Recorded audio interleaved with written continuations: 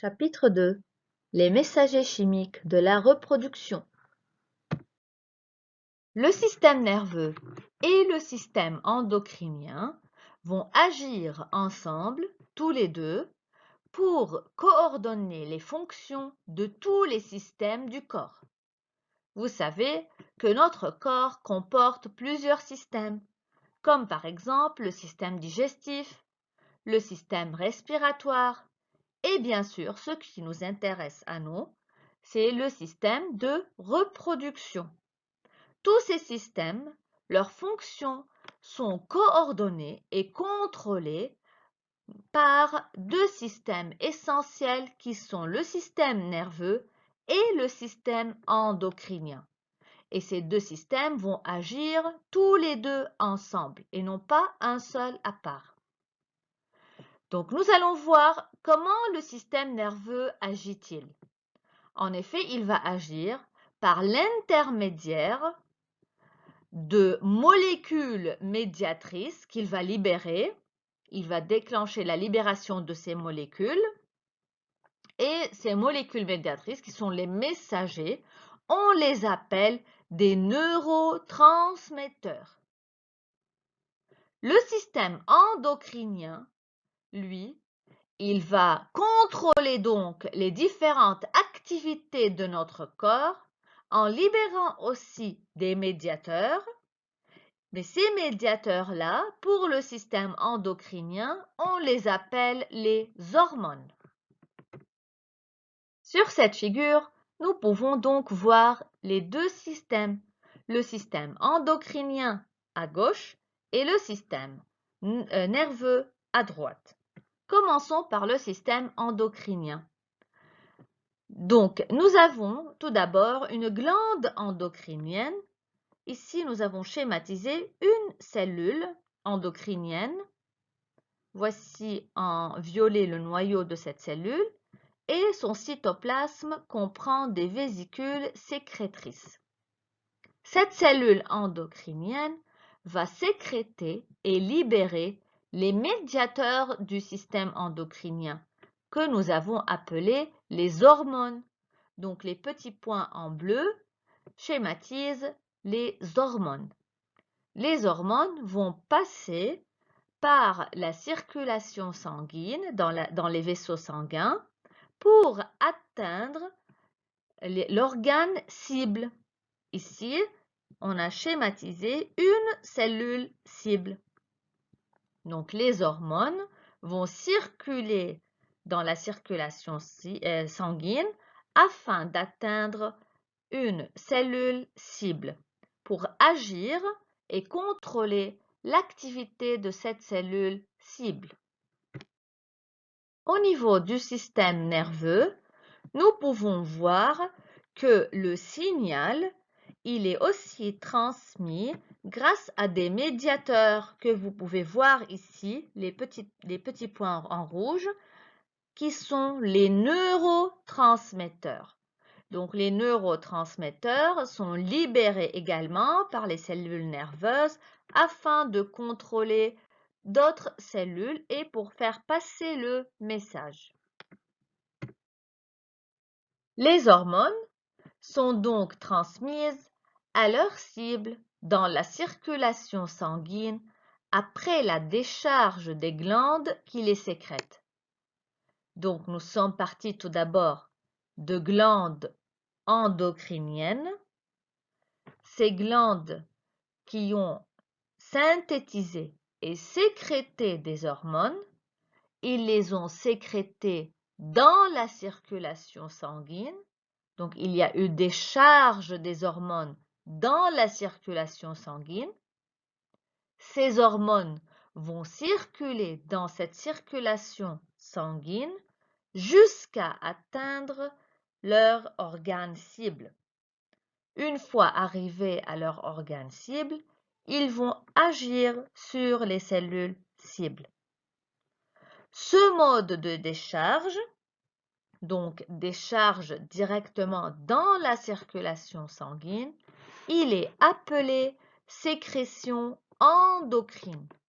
Donc quand on utilise le mot endocrine, Ça veut dire qu'il y a eu sécrétion directement dans la circulation sanguine. Maintenant, le mot hormone, le terme hormone, il a été tout d'abord initialement utilisé uniquement pour parler d'une sécrétion qui est transmissible par le sang.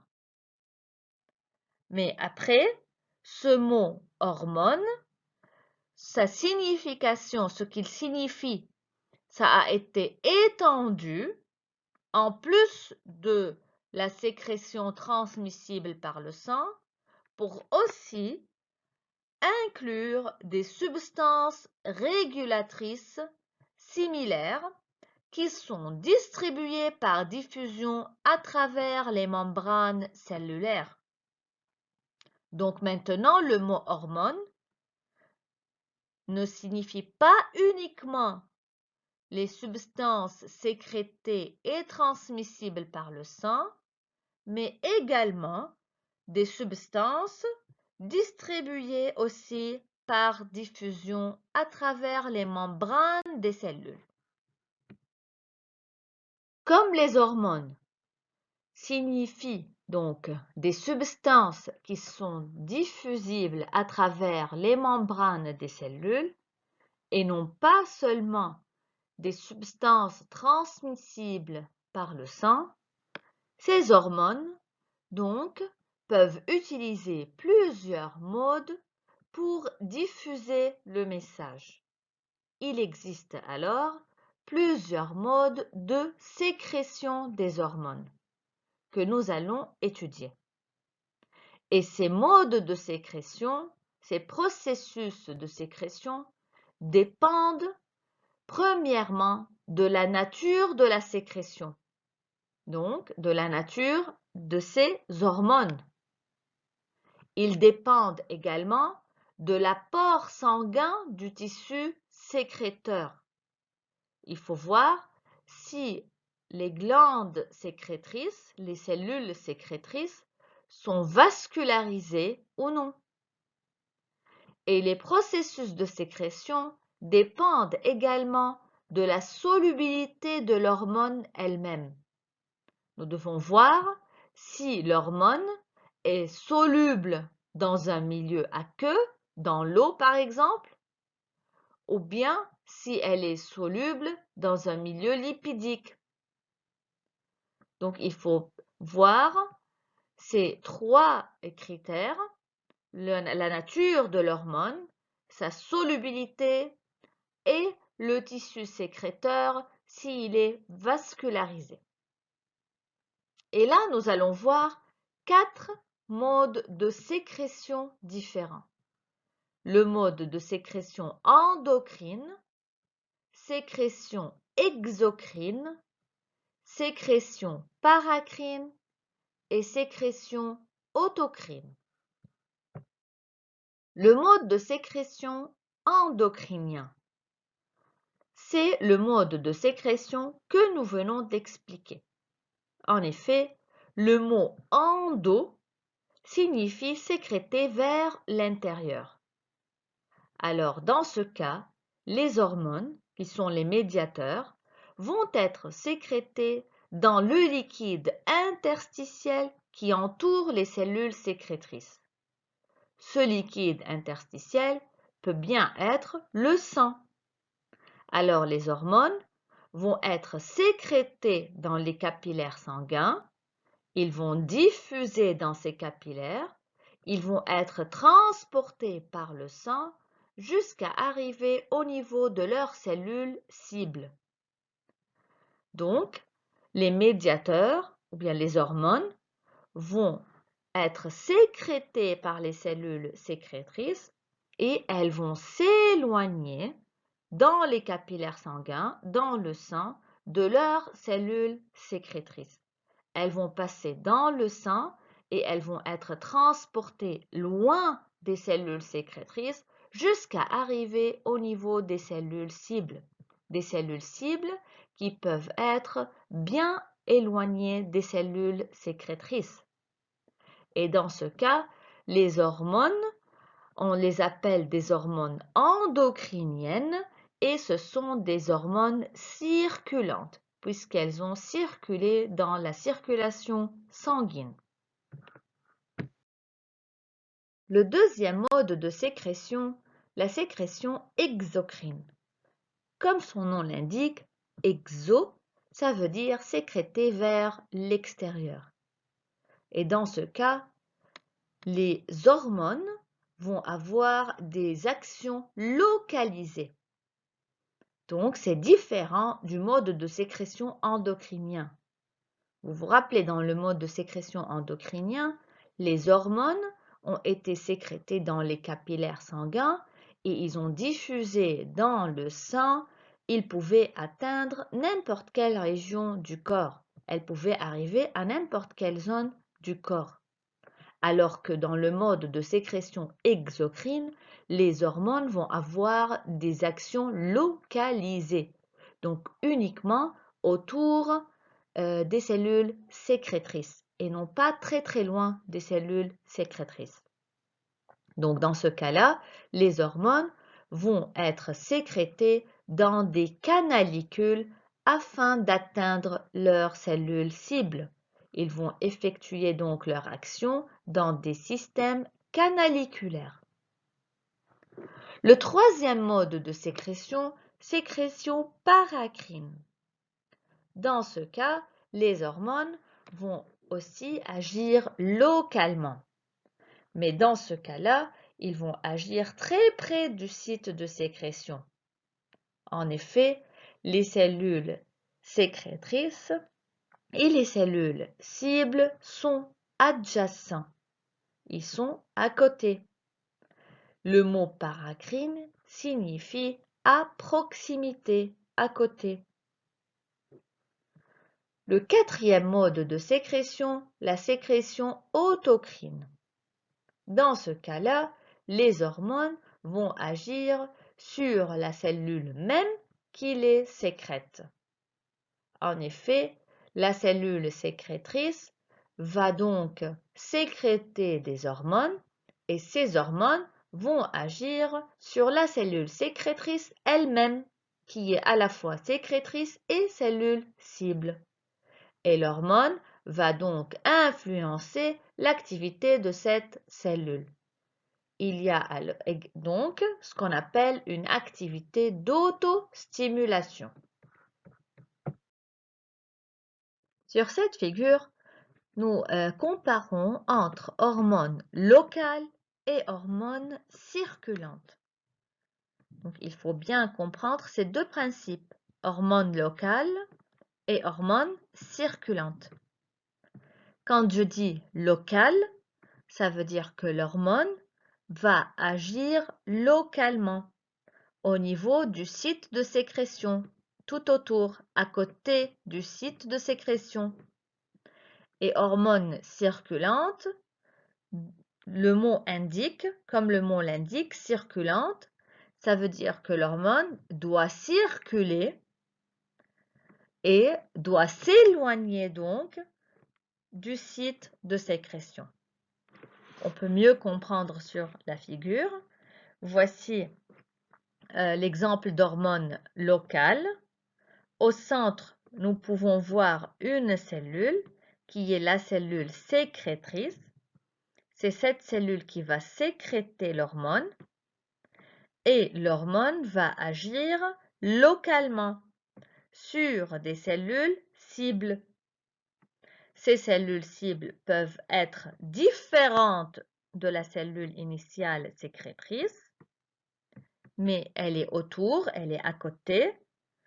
Donc, c'est le mode de sécrétion paracrine ou bien la cellule cible peut être la cellule sécrétrice elle-même. Et là, ça devient un mode de sécrétion autocrine. L'hormone circulante, dans ce cas-là, nous avons l'hormone qui est sécrétée par la cellule sécrétrice endocrinienne. Et cette hormone va circuler dans le sang, va aller loin et va arriver au niveau de la cellule cible. Dans ce cas, donc, l'hormone, elle a circulé. Pour cela, on l'appelle hormone circulante. Et sur cette figure, nous pouvons voir les différents modes de sécrétion.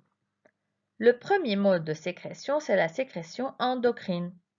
Comme vous pouvez le voir, nous avons une cellule sécrétrice qui va sécréter les hormones directement dans la circulation sanguine.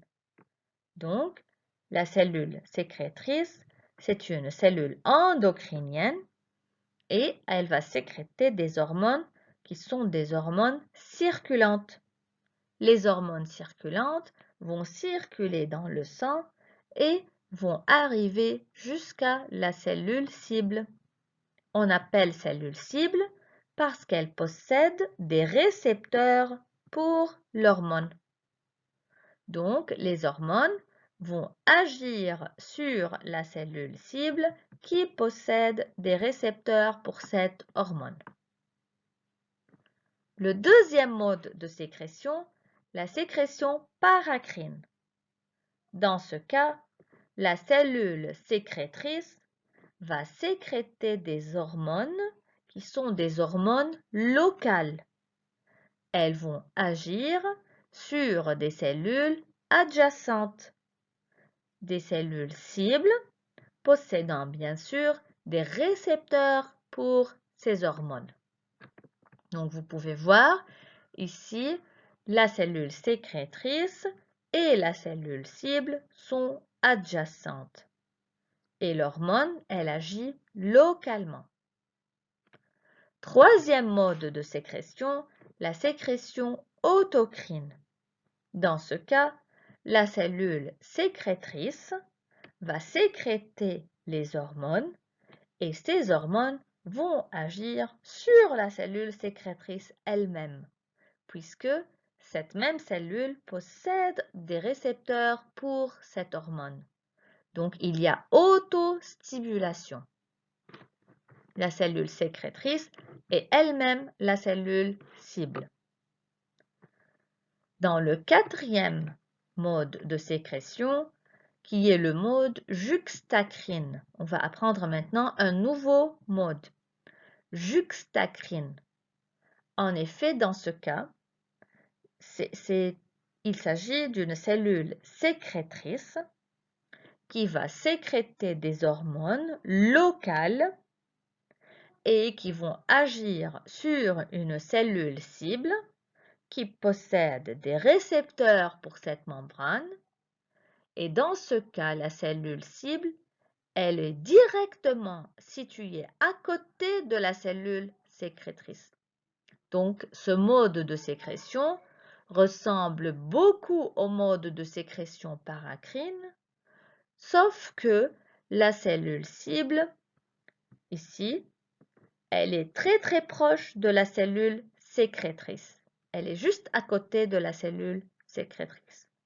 De façon que, comme vous pouvez le voir, l'hormone qui est toujours à la surface de la cellule sécrétrice est liée au récepteur de la cellule cible. Nous allons passer maintenant à la classification des hormones. Les hormones qui sont impliquées dans l'activité de reproduction peuvent être subdivisées en 3 groupes. Premièrement, les hormones lipides. Deuxièmement, les hormones protéines. Et troisième groupe, ce sont les monoamines. Commençons par les hormones lipides. Vous savez que les lipides sont moins solubles dans les fluides aqueux que les protéines et les monoamines. Ils sont donc souvent soit modifiés pour être transportés à travers le fluide corporel comme le sang. Ce sont des fluides qui sont aqueux. et donc les lipides ne sont pas solubles dans ces fluides corporels. Afin de passer à travers ces fluides corporels, ils doivent être ou bien modifiés ou bien transportés grâce à des transporteurs adéquats qui vont leur permettre de passer, d'être transportés dans ce type de fluide. Il existe deux classes d'hormones de reproduction à base de lipides. Premièrement, les stéroïdes et deuxièmement, les éicosanoïdes. Les stéroïdes. Les hormones stéroïdiennes comprennent un grand groupe de molécules, toutes dérivées d'un précurseur de stérol commun, le cholestérol. Donc, toutes les hormones stéroïdiennes dérivent d'un même précurseur, d'une même origine, qui est le cholestérol. Ce cholestérol, il est synthétisé à partir de l'acétate. Et ceci se fait dans de nombreux tissus de notre corps. Et vous le savez, le cholestérol constitue un composant structurel important des membranes cellulaires. En effet, les membranes cytoplasmiques de toutes les cellules comprennent du cholestérol. La conversion du cholestérol en prégnénolone va marquer la première étape dans la formation de toutes les hormones stéroïdes principales. En effet, toutes les hormones stéroïdiennes, pour qu'elles se forment, elles dérivent du cholestérol. Et ce cholestérol doit être converti en prégnénolone.